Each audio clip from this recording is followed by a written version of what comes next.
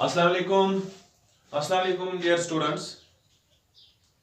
11th class के लिए आज का टॉपिक है स्टेट्स ऑफ मैटर में आइडियल गैस इक्वेशन। देख लीजिए, सबसे इंपॉर्टेंट टॉपिक है यहाँ पे आइडियल गैस इक्वेशन।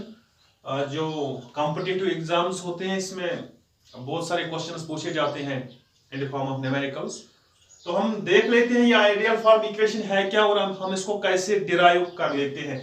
ठीक है, आज तक इस चैप्टर में हमने बहुत बार बात की है PV is equal to nRT। बहुत बार हमने बात की है PV is equal to nRT and this equation is called ideal gas equation. क्या बोलते हैं हम इसको हम आइडियल गैस इक्वेशन बोलते हैं।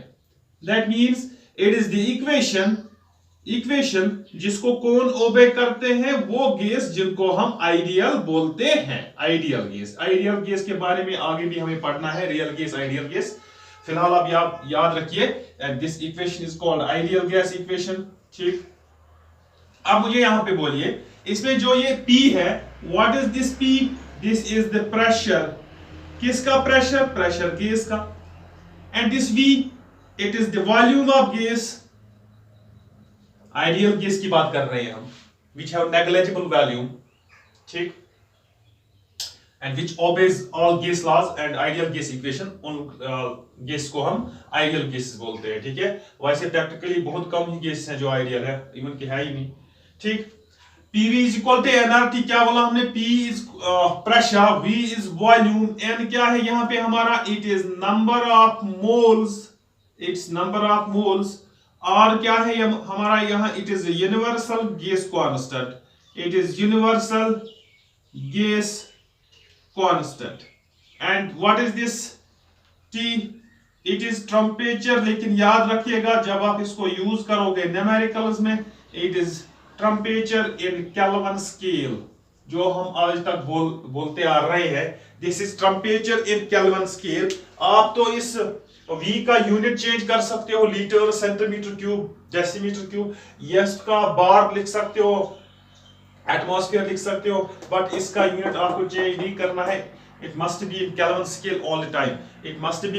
इन kelvin scale all the time. ठीक है, अब हम देखते हैं कि हमने ये जो यहाँ पे आइडियल गैस इक्वेशन लिखी है PV is equal to nRT, इसको साइंटिस्ट्स ने कहां से लाया है? साइंटिस्ट ने इसको कहां से लाया है वही हम देखेंगे। दो डिराइवेशंस हम देखेंगे, two types of derivations. That means हम दो किस्म की डिराइवेशंस देखेंगे।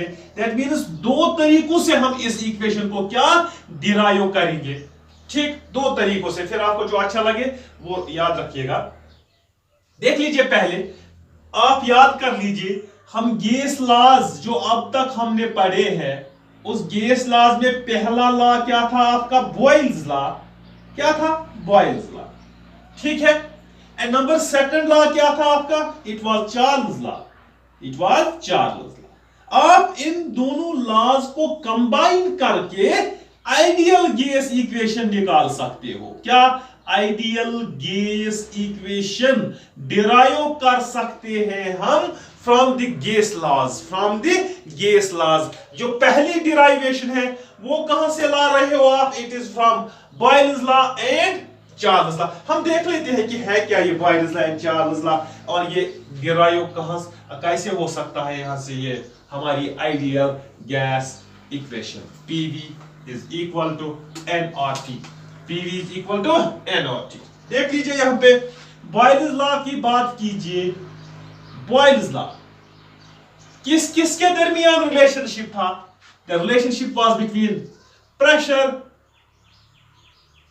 And volume. टेम्परेचर क्या था हमारा यहां पे? Temperature was constant. अब चार्ल्स लॉ को ले लीजिए। चार्ल्स लॉ किसके दरमियान यहां पे रिलेशनशिप था? Temperature and volume. प्रेशर क्या था यहां पे आपका?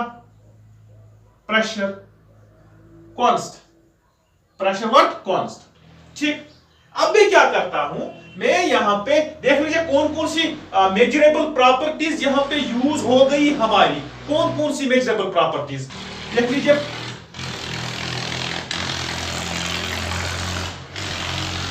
प्रेशर दोनों जगह P, वॉल्यूम एंड टेम्परेचर, ठीक। 3 measurable properties are used in case of what? In case of Boyle's law and Charles law, इन दोनों को मिला के, ठीक। देख लीजिए पहले में क्या हुआ हमारा, पहले में हम इफेक्ट ऑफ प्रेशर देख लेते हैं किस पे, वॉल्यूम पे।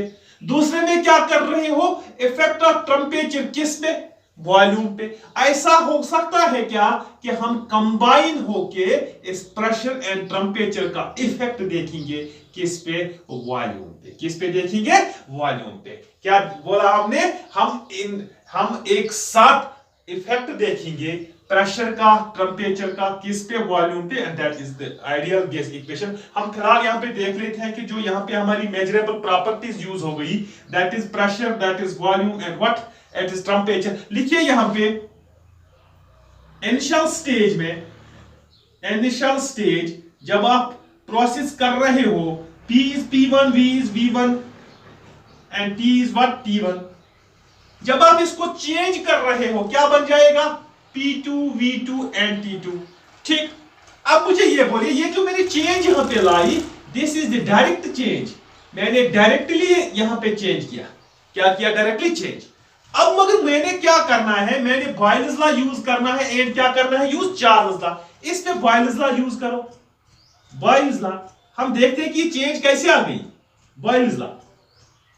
बॉयल्स लॉ में क्या होता है, कांस्टेंट टेम्परेचर, दैट मींस यहां पे भी T1, यहां पे भी T1 ही रहेगा, कांस्टेंट है। यहां पे P1 यहां पे चेंज हो जाएगा, इट विल बी P2। यहां पे V1 it will be here, आप ये बोलोगे कि इट इज V2, मगर हमें और एक चेंज करना है V2 के लिए, हम यहां पे इसको लिखेंगे it is V, it is V। देख लीजिए ये जो 3 मेजरेबल प्रॉपर्टीज आपकी है, इसको देख लीजिए कि बॉयल्स लॉ में क्या हो रहा है। बॉयल्स लॉ में temperature constant T1 and T1, P1 P2 change, V1 V change. अब यहां से इस पर लगा लीजिए आप चार्ल्स लॉ। क्या लगा लोगे, Charles.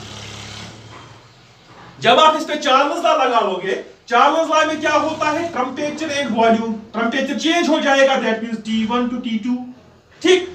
And volume V to V2, constant constant. क्यों, क्योंकि आप इसको प्रेशर कांस्टेंट पे कर लेते हो, कांस्टेंट प्रेशर पे चार्ल्स लॉ को कर लेते हो। दैट मींस जो मैंने यहां पे डायरेक्टली एक चेंज लिखी थी, P1 V1 T1 is equal gives us P2 V2 T2, this was the initial state, this was the final state। लेकिन मैंने यहां आपको दिखाया कि ये फाइनल स्टेट कैसे आ गई।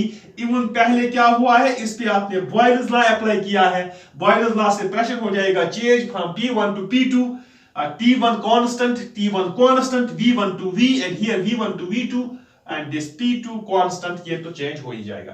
अब मुझे एक बात बोलिए यहां पे, देख लीजिए अब हमें क्या करना है। अब यहां से लेके यहां तक आपने कौन सा लॉ लगाया है, बॉयल्स लॉ लगाया है। बॉयल्स लॉ की क्या इक्वेशन है हमारी, P1 V1 is equal to P2 V2, यही इक्वेशन है ना हमारी, P1 V1 is equal to what, P2 V2। अब देख लीजिए यहां पे मैं क्या करता हूं, दिस इज P1 ये है, V1 यहां पे है, इज इक्वल टू P2 यहां पे है। V2 के बदले क्या लिखना है, V लिखना है। क्या लिखना है हमें, V। अब इस V का वैल्यू यहां निकाल लीजिए, ये निकल जाएगा P1 V1 divide by P2, सही है, ठीक। ये हो गया इस पार्ट। अब देख लीजिए यहां से यहां क्या हो गया है आपका, चार्ल्स लॉ। क्या हो गया है, चार्ल्स लॉ। चार्ल्स लॉ में आपने देख लिया था V by T is constant, यहां लिखा था V1 by T1 is equal to V2 by T2, यही लिखा था ना। अब इसको यहां लिख लीजिए, V1 क्या है आपका, it is V divide by T1 यहां का is equal to V2 यहां का डिवाइड बाई T2, ठीक। अब क्या करना है आपको वॉल्यूम पे देखना था। क्या देखना था, effect of temperature and pressure combinedly on what, volume. ये वॉल्यूम क्या हो गया है, चेंज V2। तो V2 की वैल्यू यहां निकाल लीजिए, it will be V2 is equal to V it is V T2 divide by T1। आ गया कि नहीं? ठीक। अब यहां पे देख लीजिए, substitute value of V in equation 2।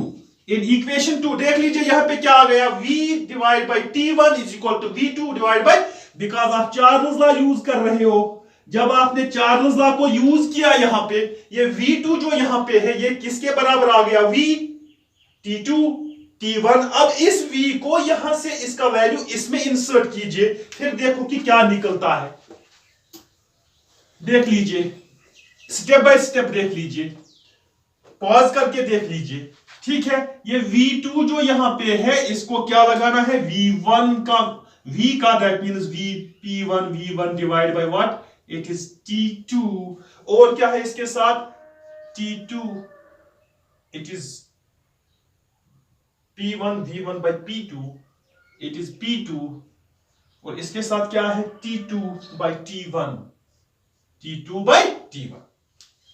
ठीक है, क्या लिखा यहां पे हमने, ये V2 का वैल्यू निकालने के लिए आपको V का वैल्यू चाहिए था, वही लगाया आपने V की जगह पे, V1 by P2, P1 by P2, और इसका T2 बाय। अब इसको क्रॉस कीजिए, यहां पे देख लीजिए क्या आ जाता है, ये it is V2 P2 T1, ये देख लीजिए यहां से it is P1 V1 and, ठीक। अब चेंज कर लीजिए, P2 V2 divide by T2, P1 V1 divide by T1। ये इक्वेशन निकल गई यहां पे, है कि नहीं? देख लीजिए आपने किया क्या, जो मैंने 3 मेजरेबल प्रॉपर्टीज ली थी, सिर्फ उनकी चेंज देख ली मैं with the help of 2 laws. कौन कौन सा law, Boyle's law and Charles law. हमें क्या लास्ट पे इक्वेशन निकल गई, P2 V2 by T2 is equal to P1 V1 by T1। This is also a very much important equation। इसको भी आप यूज कर सकते हो, कहां यूज कर सकते हो, न्यूमेरिकल प्रॉब्लम्स में, ठीक है। देख लीजिए आपने क्या बोला था उस वक्त बॉयल्स लॉ में, P1 V1 is equal to P2 V2, ऐसा ही बोला था। दैट मीन्स इसका मतलब था P1 V1 कांस्टेंट के बराबर है, P2 V2 भी किसके बराबर है, कांस्टेंट के बराबर। अब यहां पे भी देख लीजिए, P2 V2 T2, P1 V1 T1, that means जो ये है, इन दोनों के बदले P ले लो, दोनों के बदले V ले लो, यहां पे T ले लो, ये किसके बराबर है एक्चुअल में, it is equal to constant. It is equal to what, it is equal to constant. अब जो ये कांस्टेंट यहां पे है, मैंने पहले भी बोला था बॉयल्स लॉ में, it depends upon the amount of gas, it depends upon the amount of gas। this constant depends upon amount of gas। ये amount of gas पे डिपेंड करता है, that means number of moles of gas। हम यहां पे लिख सकते हैं K is directly proportional to N। K is directly proportional to N। इस K को, इसको प्रोपोर्शनल टर्म खत्म करो, it will B K is directly proportional to Rn। This R हम यहां पे K नहीं लिख सकते, K ऑलरेडी है। This R is a constant and it is called universal gas constant। it is called universal gas constant। क्या बोलते हो आप इस R को, it is universal gas constant। universal gas constant यहां पे लगा value PV by T is equal to Rn, or you can say NR। मुझे बोलिए PV is equal to, इसको यहां ले लीजिए, NRT। it is your ideal gas equation। it is your ideal gas equation। आप क्या काम करोगे, आप स्क्रीन को पॉज कर करके ये सारे स्टेप्स अपने बुक में लिख लो, वरना आपको समझ नहीं आएगा, ना कुछ याद रहेगा। ठीक है, क्या किया हमने कलेक्टिव इफेक्ट देख लिया टेंपरेचर एंड प्रेशर का, किस पे देख लिया, वॉल्यूम पे देख लिया। पहले बॉयल्स लॉ फिर चार्ल्स लॉ, हमने देख लिया कि लास्ट पे हमारी जो इक्वेशन आ गई, it is PV is equal to NRT which is our ideal gas equation. ठीक है, अब अगर ऐसे नहीं करोगे तो एक इजी वे है हमारे पास, एक बहुत ही इजी वे है जिससे आप विद इन 3 स्टेप्स, इवन कि वो स्टेप्स पढ़े हैं हमने, आप आइडियल गैस इक्वेशन निकाल सकते हो। आप आइडियल गैस इक्वेशन क्या निकाल सकते हो, देख लीजिए कैसे कर सकते हैं हम ये। यहां पे देख लीजिए, हमने जो गैस लॉज पढ़े हैं, गैस लॉज, कौन कौन सा गैस लॉ पढ़ा है हमने पढ़ा है बॉयल्स लॉ। क्या पढ़ा है हमने? Boyle's law. ठीक, बॉयल्स लॉ में क्या बोला जाता है? उसमें यह बोला जाता है कि जो ये हमारा V है, it is inversely proportional to P। Even क्या हमने वहां पे बोला था, P is inversely proportional to V, it is same. ठीक, अच्छा, चार्ल्स लॉ में क्या बोला था हमने? चार्ल्स लॉ में हमने बोला था V is directly proportional to T। ठीक, और एक लॉ पढ़ा था हमने, एमोटोनस को छोड़ के दूसरा कोई लॉ पढ़ा था हमने। क्या लॉ पढ़ा था हमने? Avogadro law. वहां पे आ गया था हमारा V is directly proportional to N। V is directly proportional to N। ठीक है, हम क्या कर रहे हैं? एक अल्टरनेट, हम एक पाथ ढूंढ रहे हैं जिससे हमारा आइडियल गैस इक्वेशन की डेरिवेशन इजी बन जाए। देख लीजिए, यहां पे भी V, यहां पे भी V, यहां पे भी V, इधर V इसके प्रोपोर्शनल दैट मींस हम इसको कंबाइन करेंगे। V इज प्रोपोर्शनल टू, देख लीजिए, N directly, T directly, P it is inversely. अब इसको यहां से यहां लाओ, क्या बन गया आपका? PV is directly proportional to NT, and this here, change this proportionality term, it will be PV is equal to nRT. What is this R here? It is the gas constant, और यहां पे proportionality constant भी है। देख लीजिए कितना आसान हो गया हमें यहां पे ये डिराइव करना। PV is equal to nRT। कहां से डिराइव किया आपने? गैस लॉ से आपने ये डिराइव की। PV is inversely proportional to P, V directly proportional to T, V directly proportional to N। यहां पे V है, V हमने कॉमन निकाला, डायरेक्टली प्रोपोर्शनल टू यहां पे N के डायरेक्टर, T के directory, and here it is PV directly proportional to NT। इसकी जगह खत्म करके इक्वल की टर्म लगाओ एंड इट कांस्टेंट आएगा। क्या आएगा यहां पे? कांस्टेंट। अब इस कांस्टेंट के बारे में कुछ बात कर लेते हैं हम, ठीक है, फिर इसको कंक्लूड कर लेते हैं आज के लेक्चर को। देख लीजिए, हमारी जो इक्वेशन बन गई, it is PV is equal to nRT।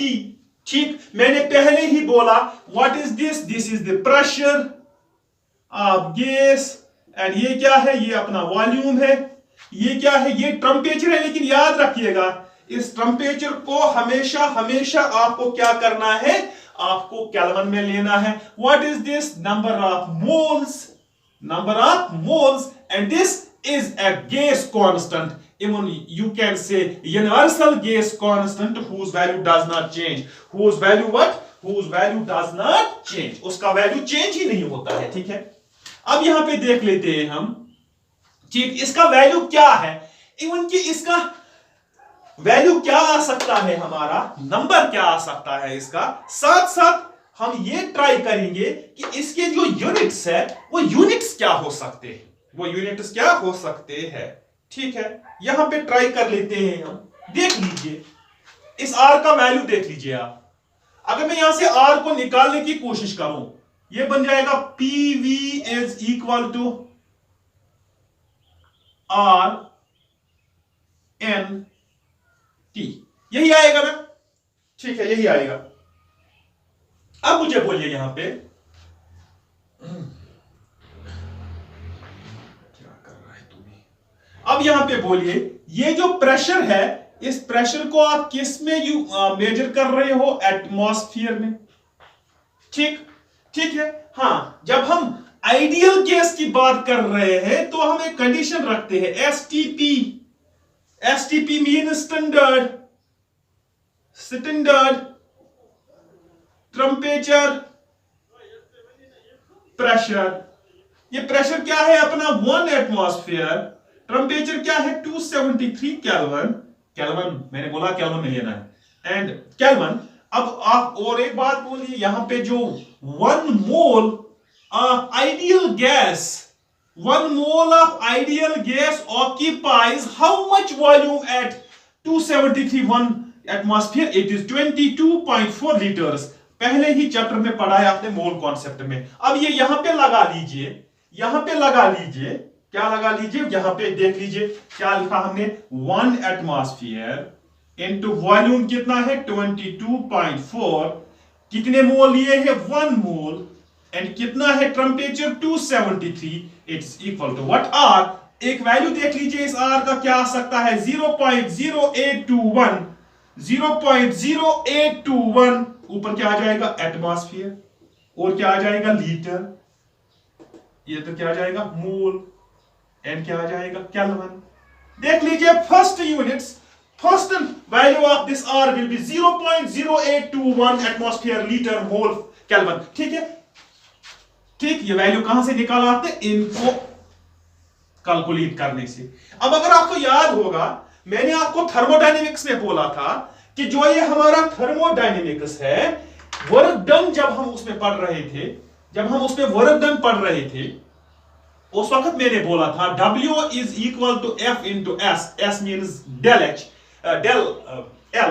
ठीक, मैंने उस वक्त बोला था कि जो ये फोर्स प्रेशर होता है, it is force per unit area, ये फिर किसके बराबर आ जाएगा, P इंटू ए। अगर आपको याद होगा, मैंने बोला था P A dl, इन दोनों को जब आप इंटू करोगे, this is centimetre square, centimetre it will B centimetre cube, that means it will B volume, it will B volume. यहां पे जो आपका वर्क डन का यूनिट निकलना चाहिए, दैट मस्ट बी जूल, मगर यहां पे क्या आ गया, atmosphere, and it is litre, atmosphere litre, यहां पे भी क्या है आपका एटमॉस्फेयर लीटर। अगर आपको याद होगा, मैंने बोला था वर्क डन निकालने के लिए जो आपको यहां पे आंसर आएगा, इसको मल्टीप्लाई करना 1.101.23 से। अगर आपको याद होगा 101.2 से मल्टीप्लाई करना, इसको भी आप 101.2 से मल्टीप्लाई करो, ताकि ये आपका क्या बन जाएगा, ये आपका बन जाएगा जूल पर केल्विन,